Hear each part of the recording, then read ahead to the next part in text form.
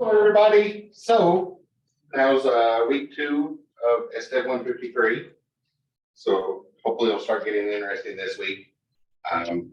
There's a background lecture. I did skip over the background lecture in day one, figuring y'all will get started into something, but we'll get into that and all the lead-in things.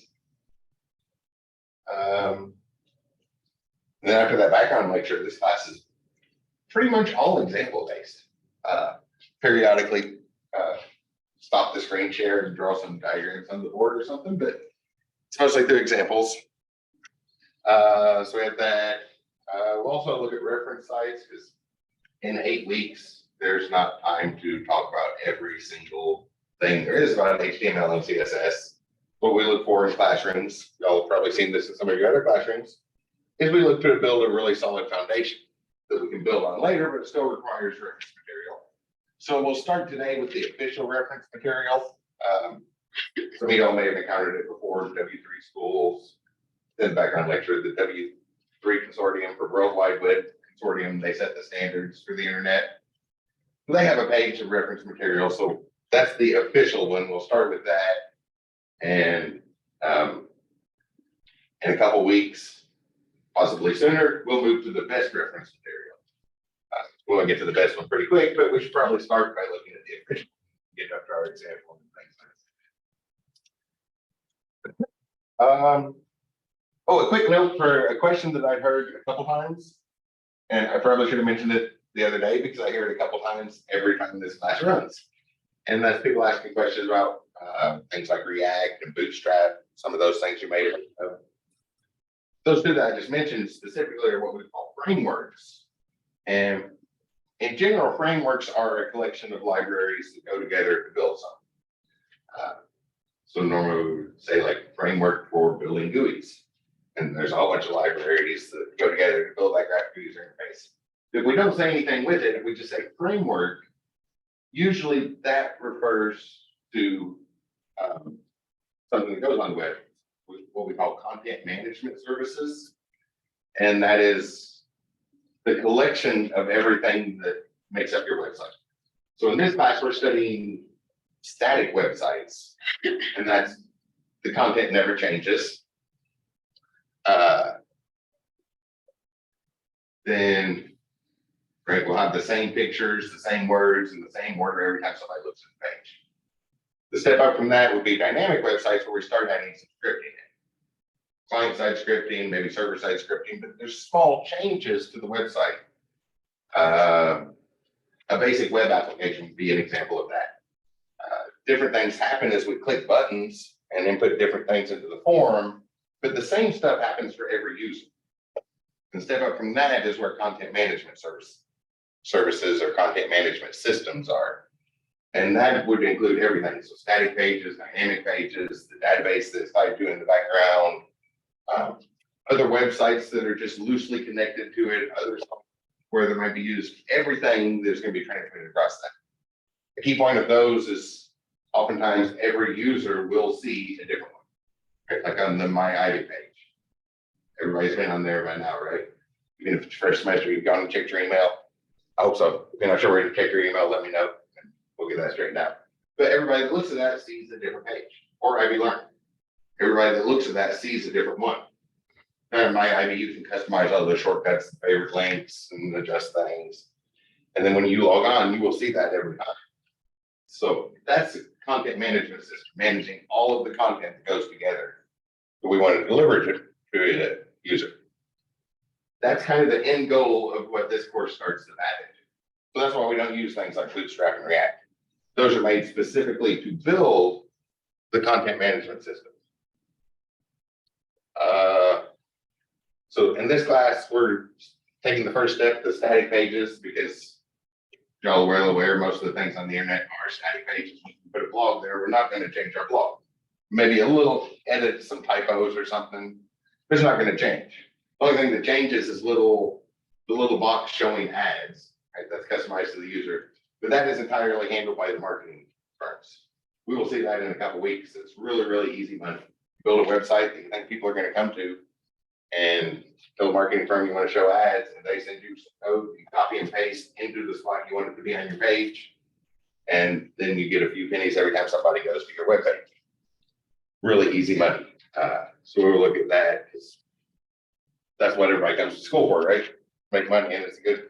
Make a website once and like a tutorial reference thing, which is a good project for this class. One reason you'll see so many reference sites out there for CSS and HTML is because that's a great project for this class. You practice coding with it to make the site, and then the content for the site is reference material for CSS and HTML. So it like doubles up the enforcement. Put something like that together, throw a couple ads on it. Every time somebody looks at the page, you get however many pennies, depending on how many ads. Y'all have seen those sites where people go overboard with it, I'm sure. And the ads are constantly in the way, but obviously those pay a little bit more. But I probably should have addressed that question about the frameworks beforehand. That's what we're trying to build up to, so we don't necessarily use them. We won't be using those in this course. We have to see what we're writing before we can write other code that's going to write it. And as far as using those things, once you're at the point that you know how to build your own framework, it's really, really easy to use when somebody else uses. Saw a question about Bootstrap over the weekend. Bootstrap and jQuery are quite popular, but I pretty much never use them because whoever created those frameworks and libraries names things different than I name my methods and variables and objects. So I never can remember it. I have to look it up every time. And it's just a big collection of libraries. So my general recommendation would be to build your own. You don't have to do it. You don't have to sit down and do it all at once. Right? As projects go by, just every time, just instead of doing the specifics for one particular website, generalize it so that it can be used over and over again anytime you need that functionality. And eventually you'll have a big, huge library. That's where things like jQuery and Bootstrap and React and all those built up from. But Bootstrap and jQuery in particular, whoever made those does not name things the same way I do. So I can never remember the names and I have to end up looking up every other method in it. So I must never use those.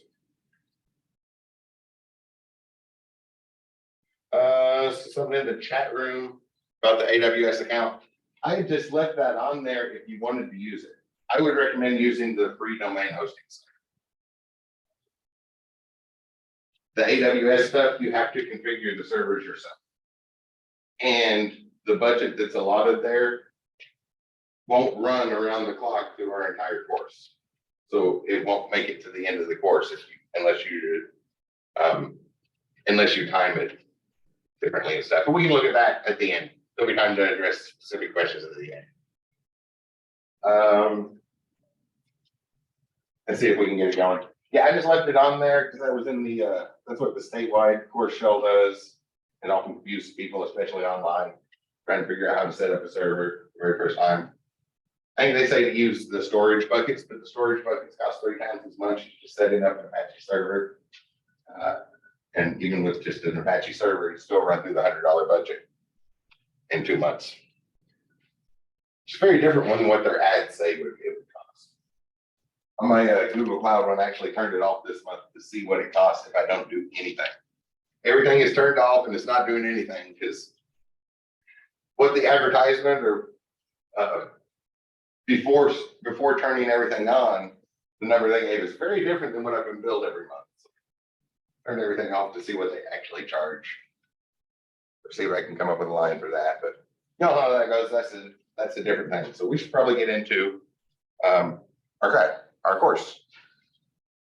So some background stuff on what we're doing, or to lead into this history and protocol.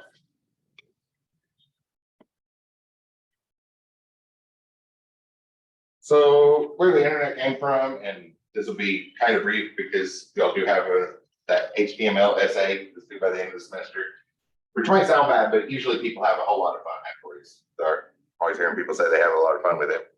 So you have some history research to do, but it really came about in the late 1960s. Sort of the height of the Cold War. There was a lot going on in the world, big technological advances. But one of the big things was the height of the Cold War, and between US and Russia, there was something called mutually assured destruction. Everybody heard of that? The concept was first showing up. The weapons had gotten so large that everybody was pretty sure it was going to bug on everything. There wasn't going to, both sides were just going to be completely annihilated. And they needed a way, really the US military wanted a way that they could keep fighting after that situation, so they wouldn't have to admit defeat whenever that happened. It's often phrased in a nicer way, but that's what they wanted to do. They wanted to keep the US military together. So they needed something that could withstand that. US military wanted communication protocol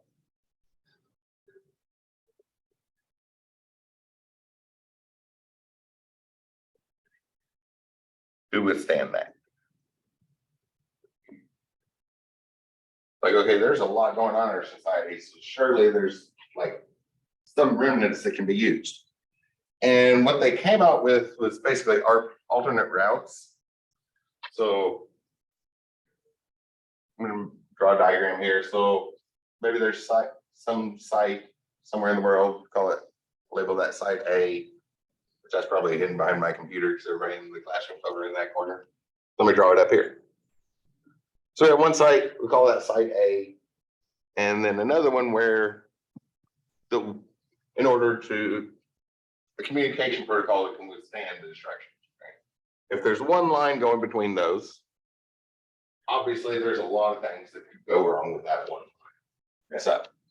But that's not the only line that connects those two things. Along with those, there's going to be a whole lot of other sites. I'll just stick with the alphabets C, D, E, and F. The labels don't particularly matter here. But all those other sites exist too. And they're all connected by communication channels. So A can communicate to all of these. C can communicate to every other channel here. Same thing with D.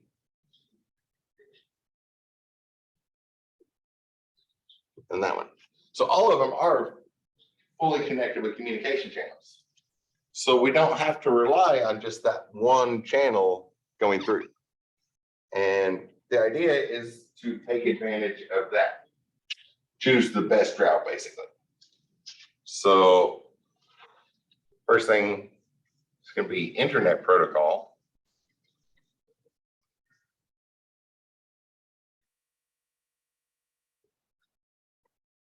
Or we usually use the acronym IP.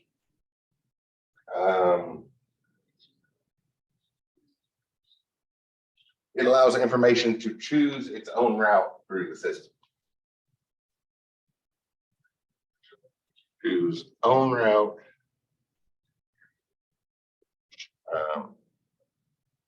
Choose unique route.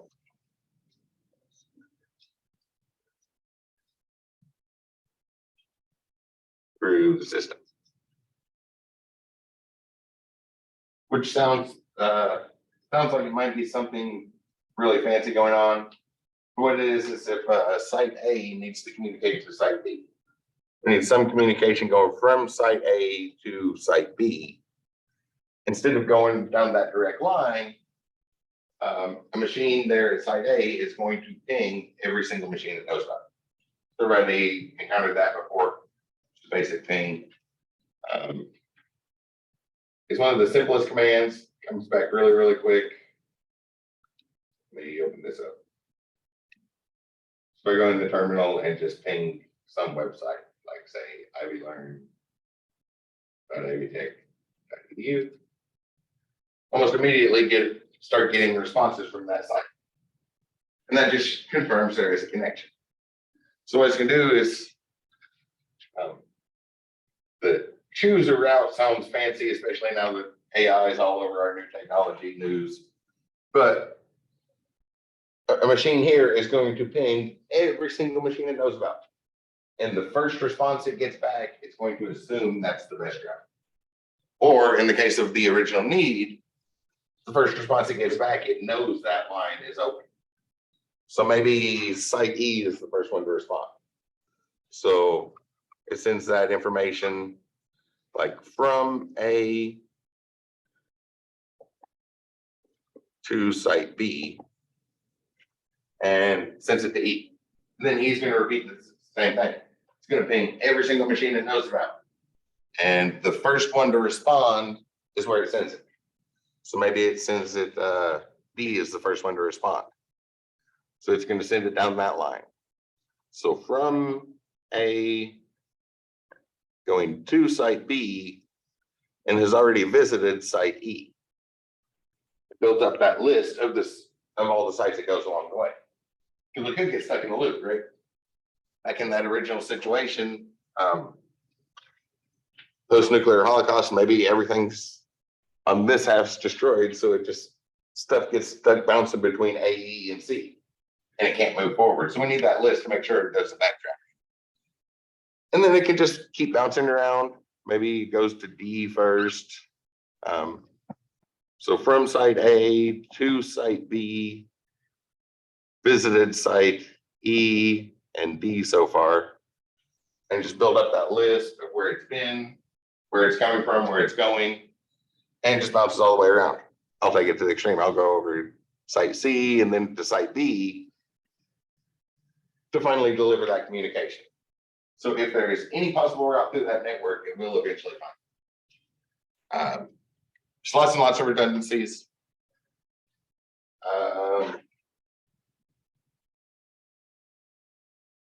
And when we start talking about it in English, it might sound complicated. Might get complicated. You'll probably find 1,000-page books that cover that and go on and on and on in English. It's 19 lines of code. Anybody heading onto a 4-year degree, I can pretty much guarantee that at your 300 level networking class, you will have to write a PGP protocol. It's 19 lines of code, and when you write those 19 lines of code, you'll understand it way better than a 1,000-line book written in English. You just see the instructions right there. It's not very much to it. So nice, full of redundancies. This one's called ARPANET. I could write that up here.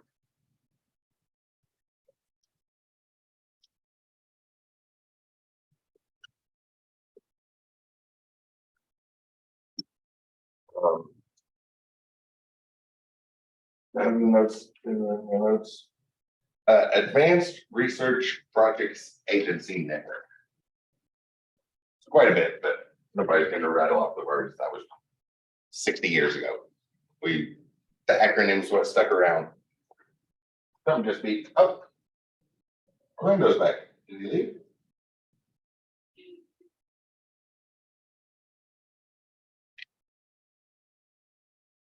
Oh, wait, goes audio. Okay, done. Okay, I see the little check mark there, so hopefully you can hear me now. So that was our ARPANET, and the network grew and grew. A number of other protocols came and went along the way. But in general, there was one that was invented way before we started using it heavily. If I can roll over, show a little bit more on the board.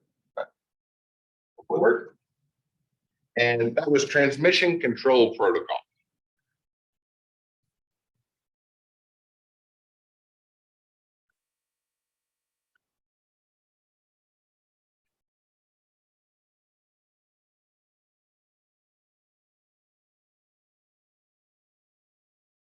Or TCP. So this is the protocol of which routes we use to the network, basically. You think of it like which wires are we sending data down. But how do we send that data? So we need another protocol of how do we send that data. TCP was invented long before we could use it because it's a nice thorough system. This is the one you would study in your networking class, the OSI model. You break it down into 7 different layers. Physical layer, like telling about how it's transported, the application layer, which is part of what you open the data with once it gets to the other side, the format of it, all that. The data itself, and there's 7 different, breaks it down into 7 different sections. I like to do it with a picture instead of trying to put it into words, because once again, if you look at the code, it's not much code. It's a lot longer than IP. You probably wouldn't do that as a weekly homework assignment. But it's not a lot of code, and if you read through the code, you'd understand it a whole lot better than reading the 3,000 page book on it. Although the 3,000 page book would be oriented towards certification exams, so that's probably the more important one to read. It's not interesting code to read. You could probably come up with something that would do it. But so we have, say this is our file, all in one set.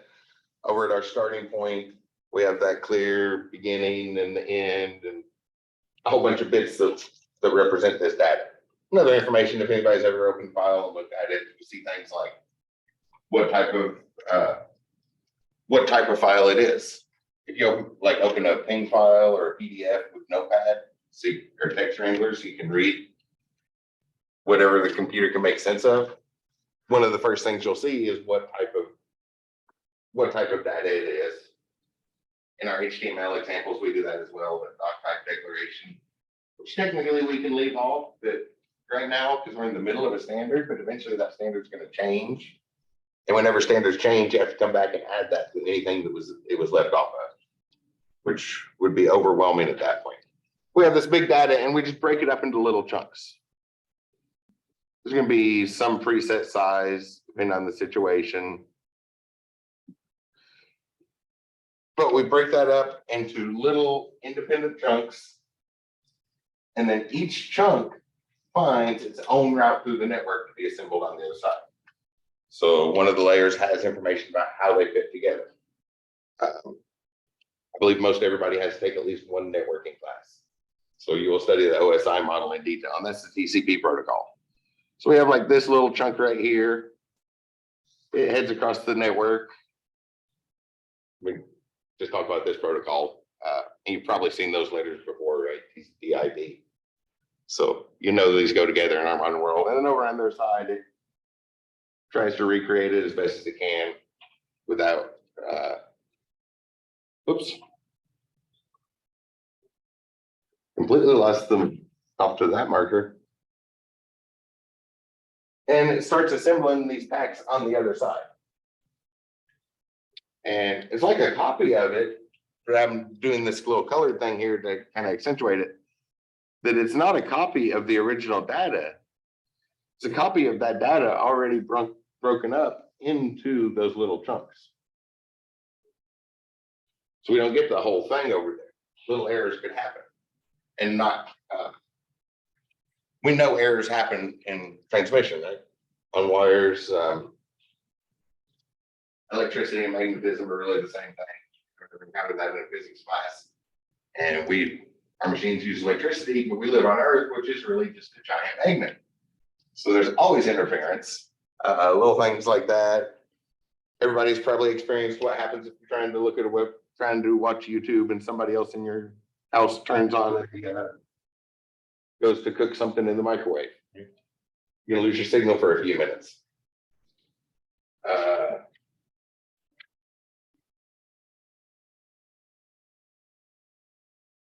I saw something pop up in the chat room. Let's check that. Oh, thank you, Shay. Yes, I don't do a very good job keeping up on the chat room. Every once in a while, I happen to see it out of the corner of my eye when something pops up on the screen. But with transmission control protocol, this is basically what we're doing. We break it down into little packets. Each packet is sent independently through the network, and there's some basic error in it. It's not much, usually parity checks. So parity is odd and even. We have a bunch of ones and zeros. We can add up all those numbers and either have an odd or an even number of ones. So that's something we can easily check for. Right? Maybe this blue chunk right here was supposed to have an even number of ones. Both computers knew that in advance, and when it came through, there's an odd number of ones. Like, oh, something went wrong, send that again. So has anybody ever waited on a website to load? Seemed like it was taking longer than it should. The little thing spinning, it's like, why is this taking so long? Whenever that happens, that's the TCP protocol in the background doing something went wrong, send it again. Something went wrong, send it again. And you can just do that.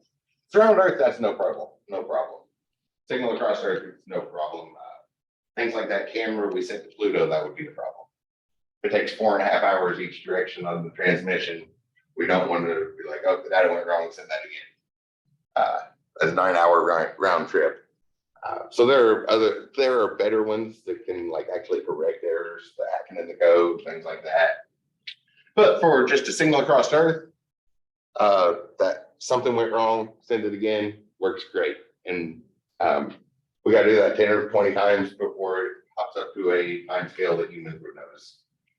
It's a couple of milliseconds at most. So has to repeat a lot before it becomes a problem.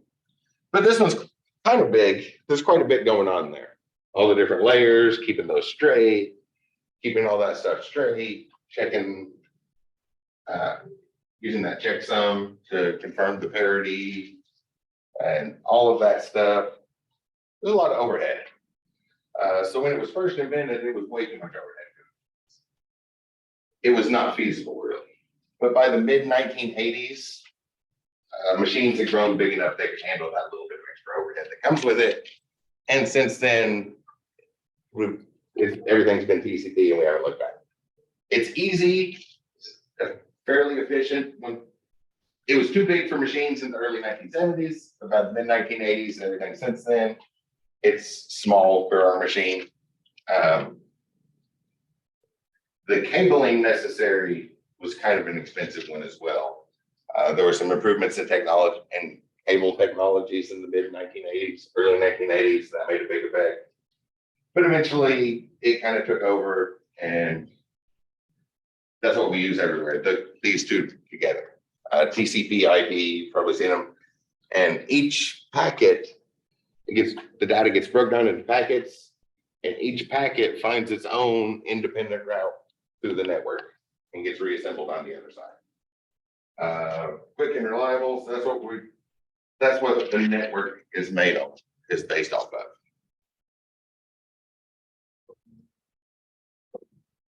This way. Apparently the Christmas break was just long enough that I have forgotten that the remote is stage left and stage right every time. Although I think I was still doing that at the end of the last semester. It's okay if I erase this first section. I see head nods in the past. For those who haven't had me before, I always try to ask that before I erase the board. I remember trying to keep up with notes in various classes that I took, and boards would get erased, or even worse, sometimes lectures would continue while the board was being erased. So there were certain things that never made it onto the board. I try to avoid that. So by the 1990s,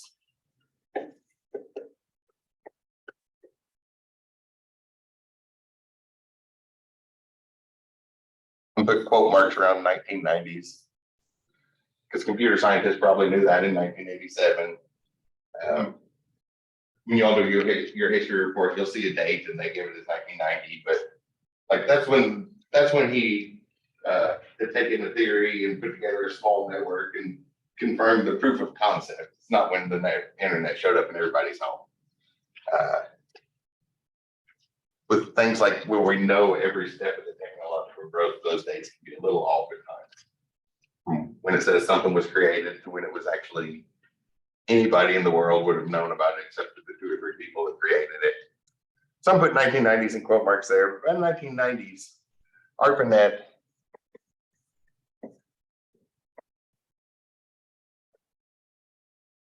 had become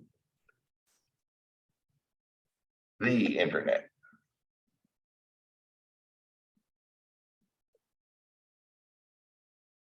It had grown beyond the American military research project and become a global thing. Academia was somewhat restricted. It's probably showing up in everybody's history reports. Was starting to use commercial traffic was beginning to use it. And it's just one of many internets. So the instead of a internet or an internet. 3 words that you've probably heard before are prefixes: intra, inter, and extra. Probably at least know these from roads: intrastate versus interstate. So intra is inside. In networks, often you can think of like one building has its internet. But we do also have cross-site intranets. Humana is a good example. There's a big thing here in Louisville. There's the public Humana where customers or anybody in the general public would go to. But then there's also a specialized little corner of the main internet where Humana employees can get to their work information immediately. So Intra is inside, but not necessarily a building. There are networks inside of other networks. Our GRE lab here is an example. We're inside of the Ivy Tech network. You get special permissions and bypass the general Ivy Tech network, but it is still part of the Ivy Tech network. It's just cut off from the rest of it. Or roadways, probably know it from there. 265 on both sides of the river in this area is an intrastate because it doesn't cross the state line. Or inter means between. So like an interstate goes between state lines. Or the internet is between different networks. So we have, for classics, use our class as an example. Some of us are here in the computer lab on campus, and some of y'all are at your own home, but we're all connected right now across the same network, across that same global network. And really kind of a subset of that. Right? Our Zoom call is an intranet broadcast across the internet because there's lots of Zoom calls going on right now. Both other GRE labs, all three GRE labs here on campus have a Zoom call going on right now.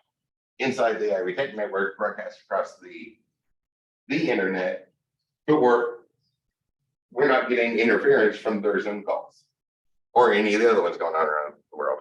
Extra is outside. We don't see that much in the roadways. The only one I know of is in West Virginia. There's an extra state there where way up in the mountains, curling around the mountains, it has to cross into Maryland or Virginia. It's right there at that corner where it's way up in the mountains, all three states meet. And I think it goes into Maryland, but it crosses the state line, but there's nothing else for miles and miles and miles around it in that particular state. So it's still a West Virginia road. It's too mountainous to keep that road in West Virginia. It's probably more of those out in near the Rocky Mountains, places that and in networks, that's like an outside network. So for some company, there's a nice little internal in-house things. And if people need to work remotely, they still access the company network, but they access a different company network that's completely external from the main office headquarters or something like that. But we'll see all three of these phrases. That's the network. That's stuff for networking classes. We're mostly worried about the internet because around this time, another idea formulated, which is the big one, which is what we go off of. Camera this way. I remember that time. It's okay if I erase the picture here.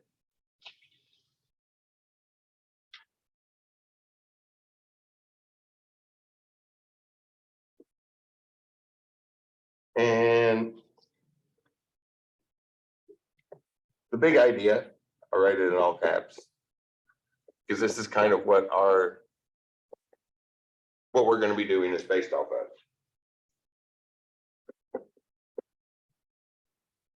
Instead of sending you data,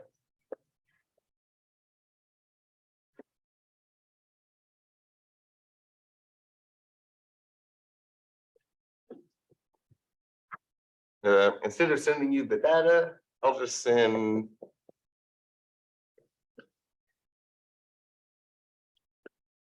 the address for that data.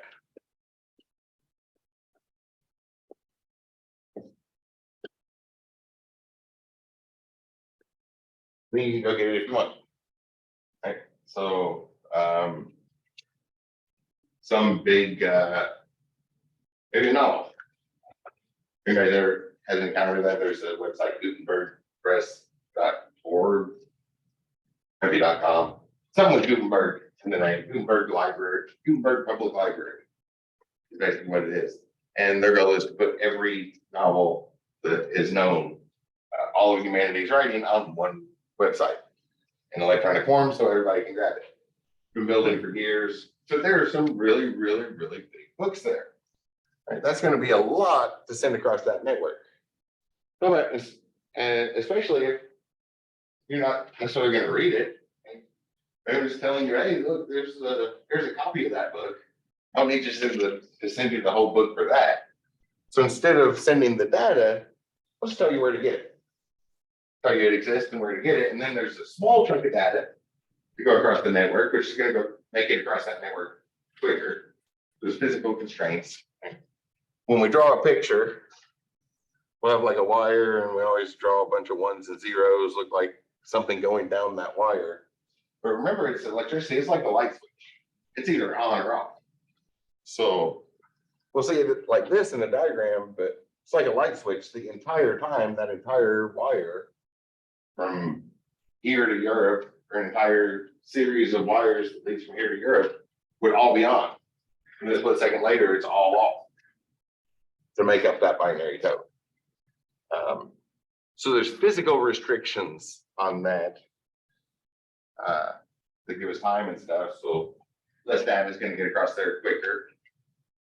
Just by basic laws of probability, if there's less data, there's less chance of an error happening. So that kind of worked out. It's an idea that really took off. And especially in the early 1990s, one of the dates that'll be in your essay when you do the history research. Over at CERN, they came up with hypertext transfer protocol. So that's the term for this idea. I wrote the definition before the word that time. HTTP. I'm going to erase this picture. It's in the way. Is that okay?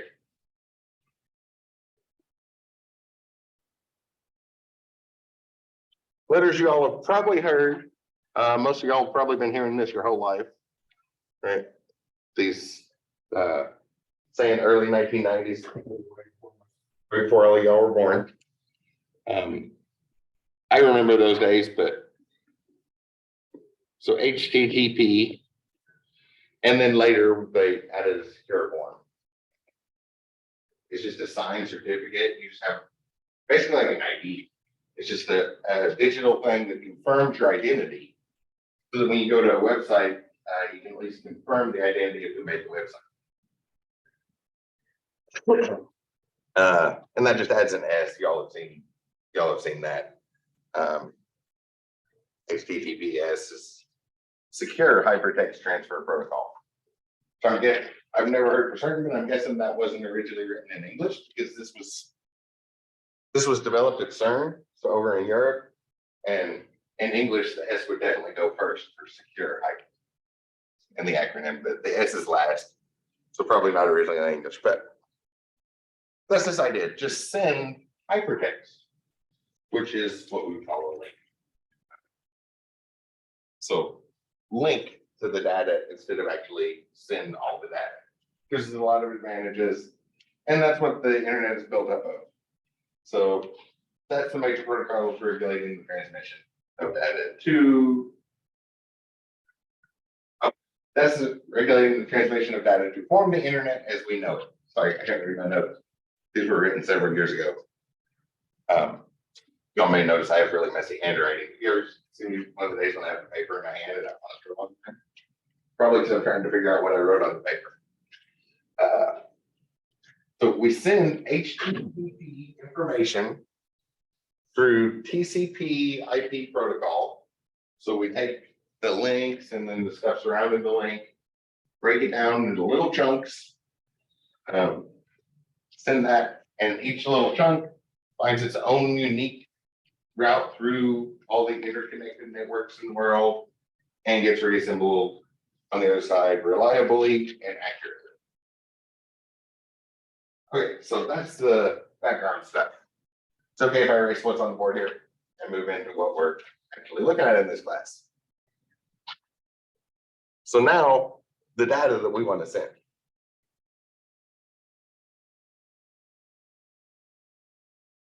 And hopefully those were all letters you're familiar with, just making sure everybody knows what they mean and how they fit together.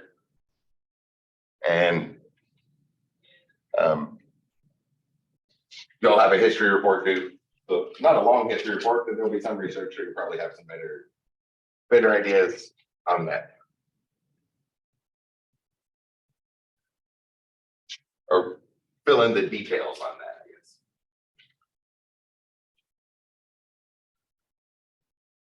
So now HTML.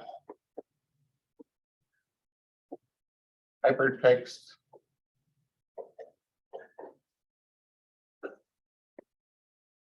Markup language.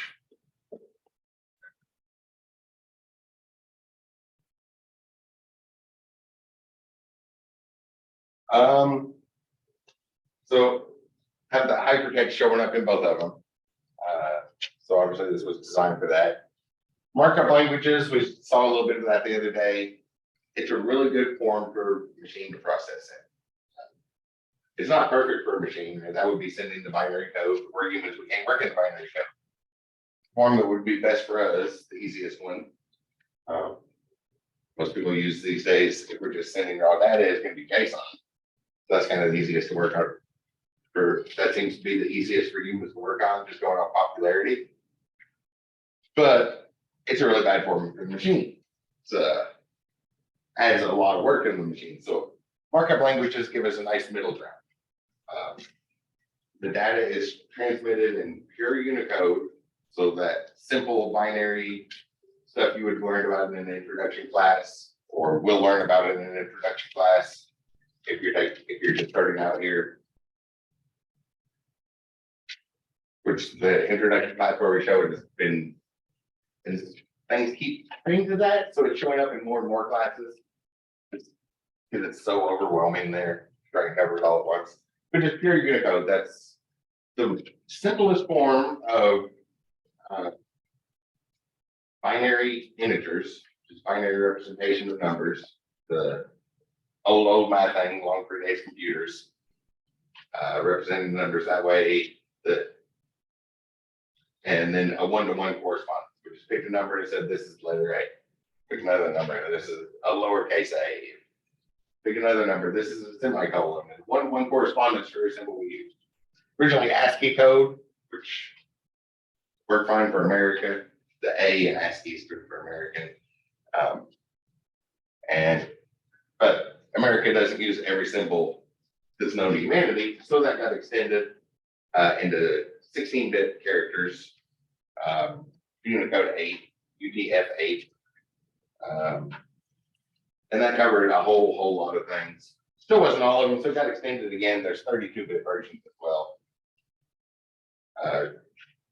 which is nowhere near full, but if you want to type in Egyptian hieroglyphics, you have to go to the 32-bit one. So you could insert pictures. If you actually want to use it like a font and type from the keyboard, you have to go up to the 32-bit Unicode. It's obscure things like that, and that's probably the most common one that could be mentioned. Anything else? Although if most people were typing in hieroglyphics, they would probably just immediately start inserting pictures. That's a lot easier to deal with. But so it's a straight correspondence. It's a nice middle ground. It's human readable and a good form for the machine, so the machines aren't loaded down and aren't bogged down trying to process what the humans find easy to work with, or what the humans find possible to work with in many cases. There are a lot of markup languages. In particular, this one falls into what's known as service-oriented programming. That's just a technical term. You will hear different types of programming. Object-oriented programming is the one you will hear about over and over again. That's one that's by far the best for humans, but probably the worst for machines. But we're humans, we make the decisions, so we don't mind doing what's best for us and giving the machine other work. There's other types. Task-oriented programming would be like what you do in a command line interface, terminal, command prompt, where it's defined by a location and an objective. So like in command prompt, go to the documents folder and create a new text file. Task-oriented programming. That is the tedious, repetitive part. Very, very tedious, very, very repetitive. So a lot of times that part's automated. And if it's not, you probably want to automate it because it's a super easy thing to automate. Like which folder do you go to, which directory do you go to, and what do you do when you get there? Service-oriented programming is to provide a service. So this is the service we're providing here is identifying data or transmitting data. We can extend that, but we identify data types in a sort of standard format. Format text and store hyperlink references is what I copied down here as far as like from an actual definition, looking that up a couple years ago when I wrote these notes. We'll look at a couple other markup languages that are commonly used. The semester, I like to use this class as an introduction to markup languages to help you get started rolling with HTML and CSS. Once you all see the patterns, they follow the patterns very, very nicely. And then it's just try it. And then it's just how much can we fit in the 8 weeks. These little angle brackets. Some y'all are probably all too young, but I remember markup languages before hypertext markup language. There's a nice little stretch in the late 80s when the printers could do way more than our screens. We had some really, really nice printers, but the monitors on our computers were the color gray tubes, the neon green, one size letter. At that time, a programmer pixel and a screen pixel was the same. That is no longer the case. We're going to spend probably more than an entire day on sizing, because sizing is tricky. It was a lot easier when one pixel for the programmer and one pixel on the screen. But yeah, I can ask a question. Looking at the computer screen in front of you, do you even know if you have sips or hits? Do you have density independent pixelation or screen pixelation? Most people don't know that. There's lots and lots of things. We'll see some of that. We'll get there eventually. But when our printers could do more than our screens, we needed a way to put that in the word processors. Because, for example, the screen could print things italic. Oh no, let's see. Type up a sentence. I watched a Harry Potter movie last night.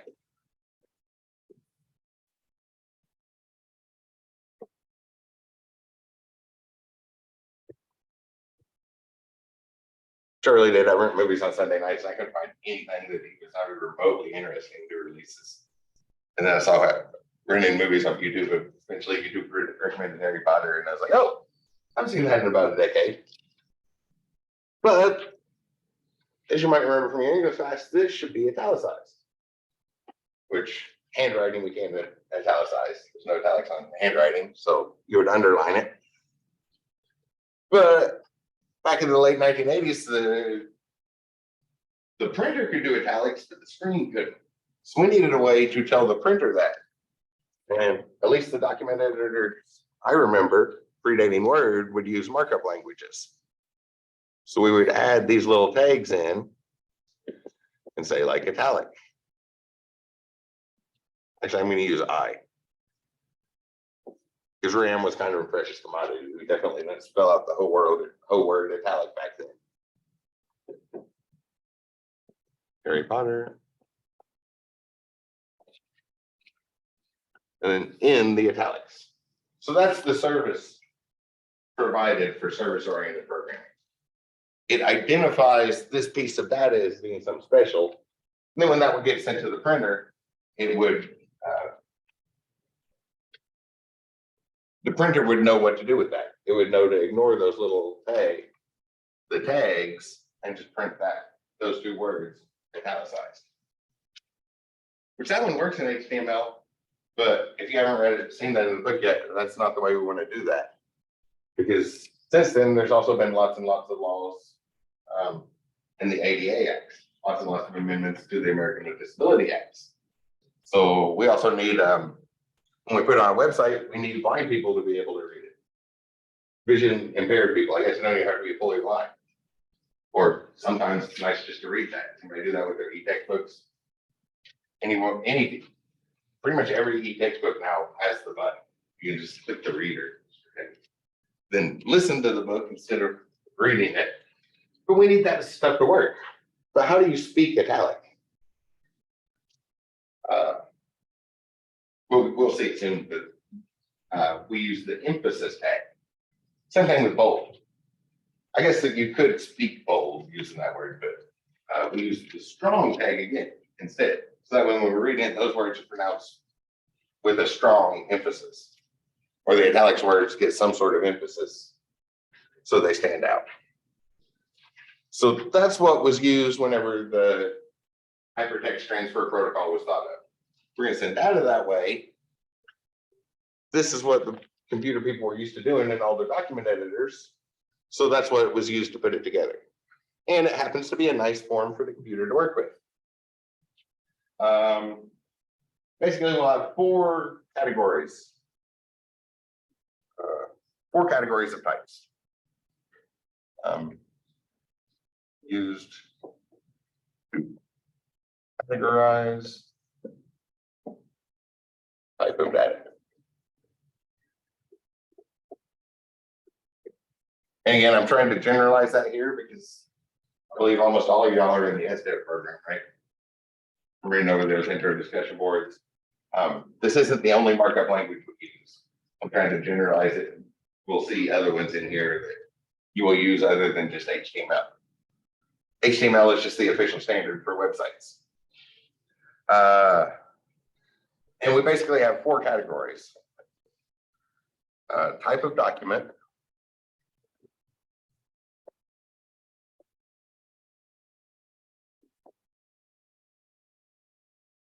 the type of data,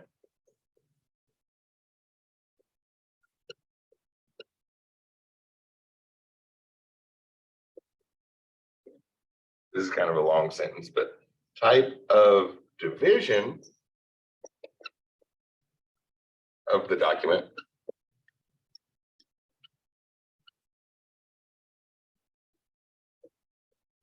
so I just kind of wrote that out. A container, it holds other things. We divide up our page. I'm going to underline the first three letters of division. That'll be important. We spend some time talking about that, I believe, on Wednesday. We might get to it today. But the most important thing of HTML5, which was officially a standard as far as HTML 1 through 4, where it was just the most popular one to use. And the type of text we have. Text or graphics.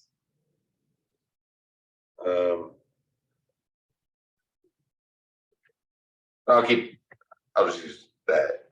Then we can define this a little bit more. We can break down the categories. So like the type of data could be internal data, or what I put here, visible data. So text or graphics kind of sounds like a lot of overlap with that because our text is data, but when I add some words here, hopefully it'll make more sense. Or could be metadata, data about our data. And what I have in the notes here, type of text, is it just plain text? Is it formatted? Or is it a hyperlink?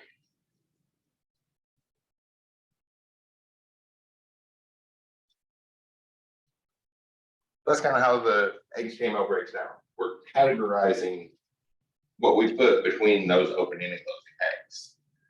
And it's generally going to be one of these types of things. Text and images, and we're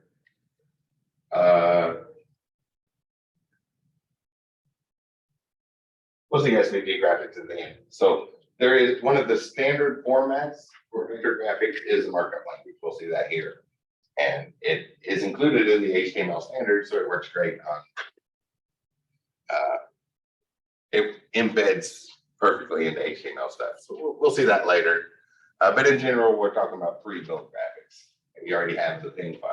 You already have the GIF. You can just load it in there, and it automatically gets the run button and everything because the browser knows what to do with it. So categorize the data we want to show on a website. And this is the first step I mentioned earlier. Eventually, this pathway leads to building frameworks. And when you know how to build one, then using one of the common ones is really, really easy. Something like Bootstrap has been building up for 20 years. You don't have to start from scratch. You can just use that. But we need to understand, if you're in this program, you want to understand how to do this. So the first step is our static websites. That's what we're going to look at in this class, where we put the text and the images and everything together, and everybody that goes to look at that website sees the same website, which I believe was up already. You might remember the last week, went to a hosting site and the web page didn't quite come up for the example. Somebody sent me an email about 15 minutes after class to say your link works now. Since we didn't look at it last week, and I was actually thinking 2 o'clock for the break, that's the last 3 minutes by looking at that website. We didn't look at it last. We couldn't actually do the final view. We viewed it locally. Everything's exactly the same.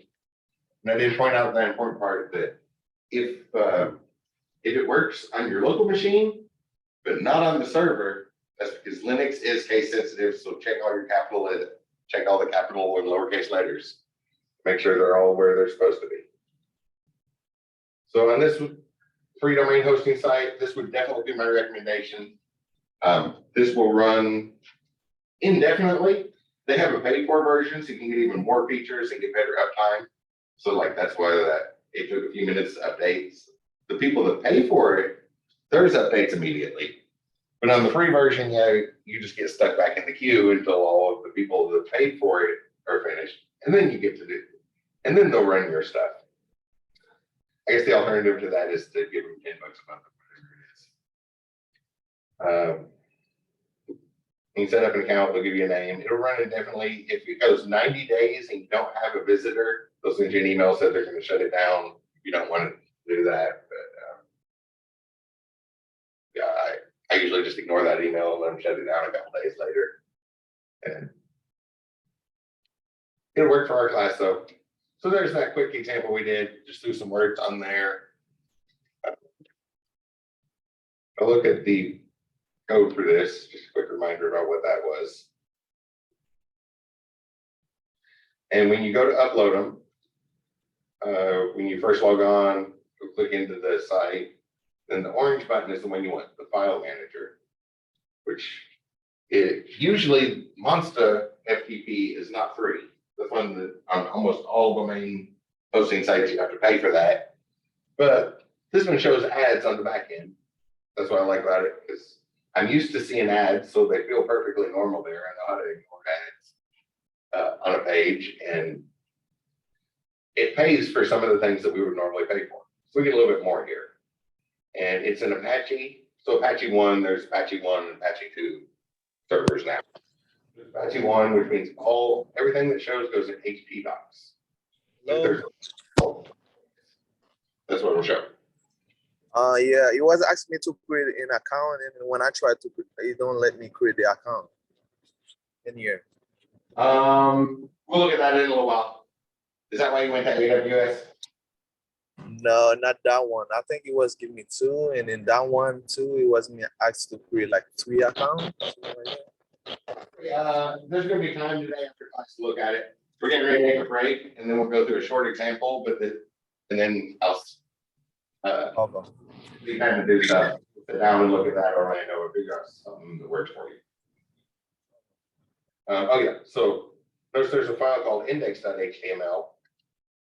Go ahead and I think there was an edit button here. I go and edit.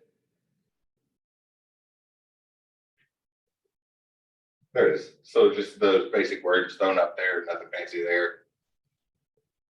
That's our encoding scheme for that.